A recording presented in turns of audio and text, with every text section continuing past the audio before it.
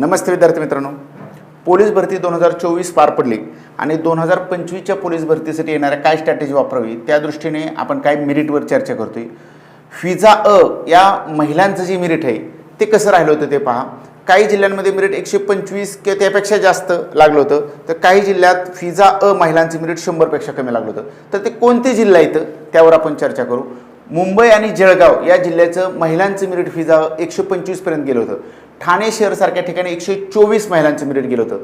सातारा सारख्या ठिकाणी 123, तर रायगड सारख्या ठिकाणी 121 वर आलं होतं। महाराष्ट्रातला असं काय जिल्हा येतं, एखादा नांदेड सारखा जिल्हा घेतला तर फक्त 95 वर आलं होतं, भंडारा सारखा जिल्हा घेतला तर 99 आलं होतं। म्हणजे इतक्या खाली पालघर, नागपूर ग्रामीण यांचं मेरिट 103 वर आलं होतं, म्हणजे इतकं खाली मेरिट आलं होतं।